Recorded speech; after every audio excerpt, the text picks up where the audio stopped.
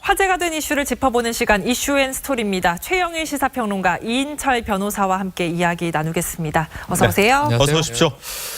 정말 끊임없는 성추문 추가 폭로가 이어지고 있는 가운데 메시지 대화를 통한 이 조민기 씨 성추행을 당했다, 이런 제보자가 등장을 했습니다. 네, 손흥민 선수가 이제 골을 터뜨리면서 지금 실시간 검색어 아침엔 좀 바뀌었지만 지난밤 내내 맞습니다. 실시간 검색어 1위가 조민기 카톡. 그래서 저도 어제 일과 후에 일 끝나고 이게 무슨 일인가 그러고 기사들을 봤더니 이건 정말 가관이 아닙니다. 조민기 씨 지금 9일 만에 11명의 폭로자가 나온 상황이에요. 네. 저는 법적 처벌 피하기 어렵겠다 이런 생각을 하는데 이 카카오톡 메시지를 보고 충격을 받을 수밖에 없는 게 그냥 한 차례 만나서 무슨 모임에서 알게 된 상대 여성에게 메신저를 통해서 밤에 이야기를 하는데요.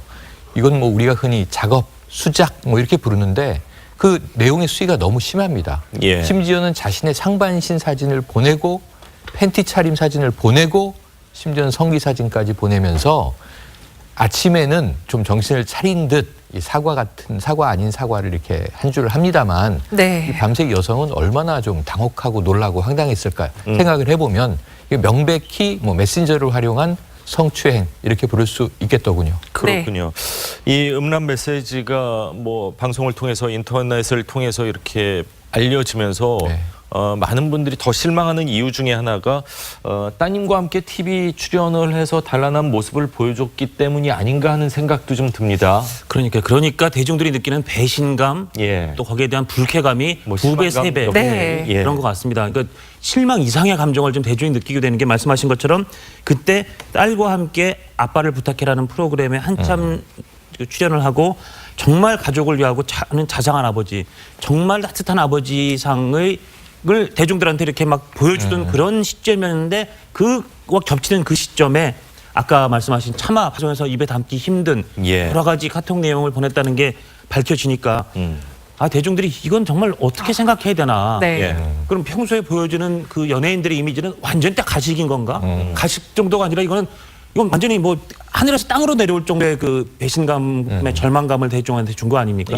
그래서 더 지금 조민기 씨에 대해서는 상당히 앞으로 오랫동안 이 여진에 가겠구나라는 생각을 들게끔 만들고 있습니다. 방송에서 사실 보여지는 모습이 그 사람의 전체일 수는 없지만 방송에서 보여지는 그런 프로그램 이름을 사실은 뭐 리얼리티 예능이라고 하기 때문에 이것이 방송에서 비춰지는 많은 모습이 그 사람의 실체라고 또 많은 분들이 느끼지 않을까 그런 생각이 듭니다. 까도 계속 나오는데요. 조민기 씨로부터 성추행을 당했다는 피해자 10명을 넘어섰습니다. 청주대 제자들, 졸업생들의 잇따른 폭로를 먼저 들어보시겠습니다. 교수님이 마음에 드는 애를 불러서 와인을 먹자고 하면 그분을 부르는 거예요. 술을 먹고 너를 뭐 이렇게 알려주겠다 하면서 따로 데리고 와가지고 이렇게 그냥 스킨십 한.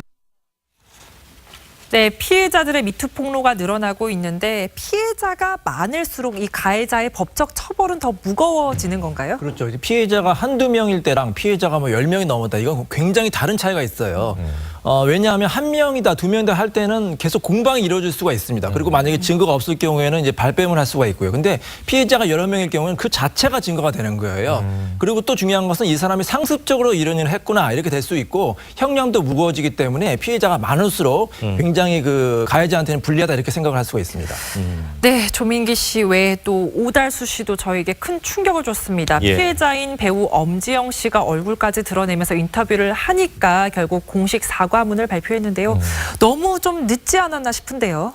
그러니까요. 처음부터 차라리 인정을 했으면 그나마 좀 조금이라도 반성을 하고 있거나 이렇게 생각을 할 텐데 처음에는 부인을 하다가 이제 피해자가 구체적으로 진술을 하니까 이거 안 되겠다 해서 나중에 인정을 한 것 같아요. 이럴 경우에는 나중에 혹시 수사를 하거나 법정에서 형량을 낼 때도 불리하게 작용이 될 수가 있거든요. 만약에 어떤 범행을 시인하고 반성하는 모습을 보이면 형량에서 조금 감경이 될 텐데 이렇게 계속 부인을 하다가 어쩔 수 없이 인정을 할 경우에는 형량이 불리하게 되기 때문에 이 오달수 씨 같은 경우도 지금은 좀 안 좋은 모습을 보여주는 것 같습니다. 그렇군요.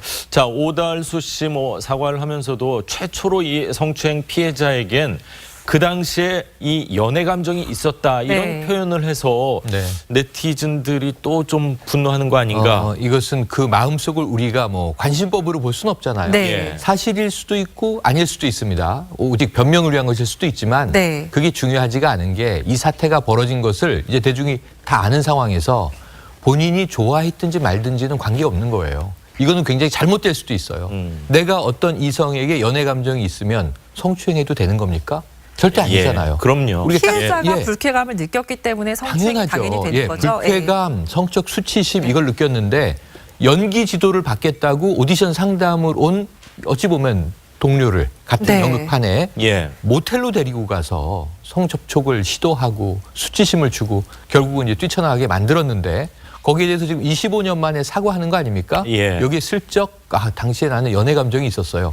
사귄 사이라면은 얘기가 달라지겠지만 네. 이것은 안 하는 이만 못한 얘기를 했다 이런 생각이 듭니다. 네, 사회 전반에서 오달수 씨 흔적 지우기가 좀 이어지고 있습니다. 그 광고도 좀 절묘한 타이밍에 교체가 네네. 됐고 개봉 예정된 영화도 좀 네네. 4편이나 되면서 제작진들의 고민이 정말 클 것 같아요. 불똥이 지난 밤에 이 부산 경찰로 튀었어요. 네. 예. 그러니까 부산에 이렇게 큰 입간판에 오달수 씨가 경찰복을 입고 아저씨만 믿어 이렇게 써 있는데 예전 같으면 굉장히 친근하고 좋은 광고였을 것인데 지금 이런 사태가 벌어지고 보면 아주 이게 불쾌하고 미묘한 광고가 돼버린 겁니다.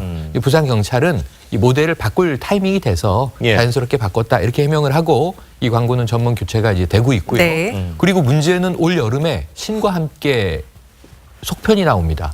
이게 1000만 관객 넘어서 대흥행을 네. 이뤘는데 다행히 오달수 씨의 역할은 미미해요. 예. 아마 완전 통편집을 할지 예. 아니면은 부분적으로 좀 손을 봐서 개봉할지는 이 여름까지는 시간이 있으니까 이 영화는 예. 다행인데 지금 개봉 중인 영화 조선 명탐정 김명민 씨하고 호흡을 맞춰서 나온 코믹 작품인데 강타를 맞고 있어요.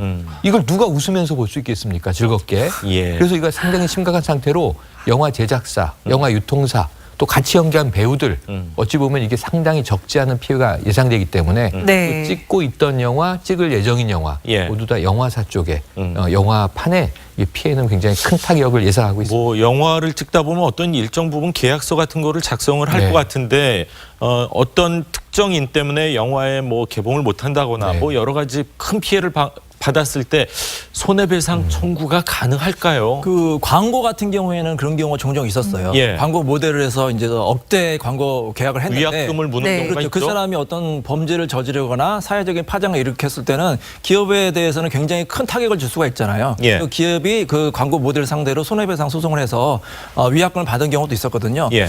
이 영화도 마찬가지 논리라고 생각을 해요. 네. 그 사람은 믿고 영화를 찍었는데 그 사람이 어떤 이렇게 사회적인 무리를 일으키면은 영화 개봉이 연기될 수도 있고 예. 또 편집을 하게 되면 또 영화가 많이 망가질 수가 있잖아요. 그렇기 그렇죠. 때문에 예. 손해배상 청구를 할 수도 있겠다 이런 생각이 듭니다. 네. 그렇군요. 자, 이 오달수 씨 같은 경우는 조금은 늦은 감이 있지만 지금 분위기는 가해자 이 사과나 이거에 관련해서 대처하는 모양새가 굉장히 발빠르게 움직이는 것 같습니다. 중견 배우 최용민 씨는 성추행 폭로 7시간 만에 바로 사과를 네, 했네요. 빠른 사과를 했습니다. 이제 이게 좀 패턴으로 자리 잡게 될 것 같은데요.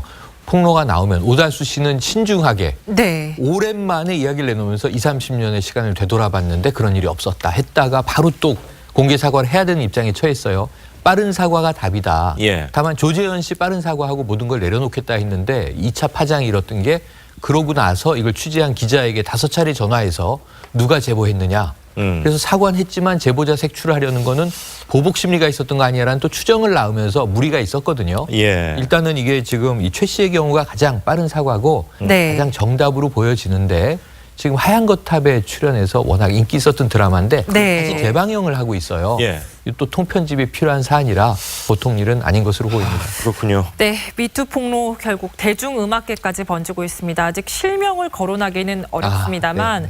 드러머이자 또 라디오 DJ로도 꽤 인기를 끌으셨던 유명인이라서 큰 파장이 좀 예고되고 있죠. 네, 근데 이 사람이 연습생한테 지속적인 성추행을 했다는 그런 증언이 나오고 있는데 어떤 이제 그 연습생이 이제 이 사람한테 이제 그 연기를 그 지도를 받다가 이 사람이 이제 개인적으로 불렀다고 해요. 불러가지고 몸이 굳었다. 고쳐볼 테니 옷을 벗어봐라. 이런 요구를 했고요. 네. 이 여자 연수생이 굉장히 황당했을 거 아닙니까? 그러니까 거부를 했다고 합니다. 그러니까 다음에 또 불러가지고 카메라를 들고 그 사람을 이제 보면서 가슴을 보여달라. 이렇게 이제 계속 요구를 했다는 거예요. 그러니까 이 여학생이 계속 이제 거부를 하니까 이 사람이 지속적인 성추행을 해서 굉장히 좀 많은 고통을 받았다고 합니다. 네. 그렇군요. 자, 이 미투 열풍 때문일까요? 한국 정부가 최근 개최한 이 유엔 회의에서 성폭력에 대한 안이한 대응으로 이 질타를 받았다는 그런 기사가 나왔습니다. 예, 오늘 아침 조간신문에 실렸는데, 그러니까 국제적인 관점에서 봤을 때는 한국의 이 성폭력 관련되는 체계에 문제가 있다.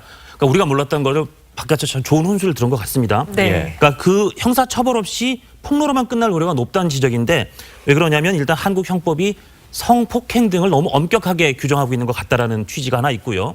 또 하나는 한국에서 실제로 지금 그런 양상이 좀 없지 않아 있긴 하지만 피해자들이 오히려 그 상대 가해자의 무고라든지 명예훼손 고소 때문에 힘들어하고 고통을 받을 수 있다. 그래서 침묵을 하게 만드는 효과가 있다. 이건 마치 얼마 전에 그 김어준 씨 얘기에 네. 대해서 금태섭 위원이 했던 거하고 논리가 비슷합니다. 예. 김어준 씨가 이런 얘기를 해서 논란이 됐었잖아요. 이게 진보 진영을 뭐 갈라놓게 하는. 맞습니다. 이런 얘기를 함으로 해서 금태섭 위원이 반론했던 거는 내가 이런 피해를 폭로했다가 또 우리 진보 진영에 화를 끼치나? 그래서 침묵하게 하는 효과가 있다는 지적했던 거하고 괴가 비슷하게 예. 이런 그 무고나 명예훼손 맞고서가 굉장히 많은 게 한국에서는 이 피해에 대해서 침묵하게 하는 효과가 있다. 이런 지적을 했는데 네. 아마 그리고 여기에 대해서 우리 법무부 관계자가 한국이 모든 성범죄에 대한 친고죄 반의사 불벌죄를 폐지했다는 이 대답을 내놨더니 그거 물어본 게 아니고 네. 그냥 예. 엉뚱한 답변하지 말아라라는 그런 좀 질타까지 들어서 예. 우리 법무부도 그렇고 우리 사회가 우리의 성범죄에 관련된 뭔가 빈틈이 있었다. 이런 훈수를 좀 귀담아 들어야 될 것 같습니다. 네, 유엔에서 받았던 질타처럼 사실 저는 걱정되는 게 이게 정말 폭로로만 남고 면피성 사과 내지는 지금 이 상황이 좀 잠잠해지면 무고나 명예훼손 소송이 또 일파만파 벌어질까 봐 좀 그게 걱정이 되는데 그래서 가해자들한테 좀 제대로 된 처벌이 필요하지 않나 싶은데요. 이윤택 연출가의 피해자들이 경찰에 집단 고소도 했죠, 지금? 네, 피해자들 무려 16명이 집단적으로 고소를 했고 예. 또 변호사들이 이제 공동 변호인단을 구성해서 도와주고 있는데 아까 말씀하신 대로 이 폭로에 그치지 않고 이거는 엄연히 범죄거든요. 네. 범죄면 수사를 받아서 처벌을 해야 되잖아요. 근데 문제는 뭐냐면 너무 오래전의 일이었다는 거예요. 이 공소시효가 이미 지났고 특히 2013년 6월 이전에는 친고죄이기 때문에 반드시 1년 이내 고소를 해야 되거든요. 그래서 그전 사건 같은 경우는 사실 법적으로 처벌이 어렵습니다. 그 이후의 사건은 법적으로 처벌이 가능하지만 그럼에도 불구하고 공동변호인단이 그전 사건까지 같이 고소를 했어요. 왜냐하면 이게 상습범이기 때문에 그렇습니다. 그전 것도 인정을 하면 형이 가중되기 때문에 상습범으로 이제 고소를 했고요. 수사기관에서 좀 철저하게 수사를 했으면 좋겠습니다. 네. 그렇군요. 자, 과연 우리 사회 전반 어디까지 번지게 될지 계속해서 좀 지켜봐야 될 것 같습니다.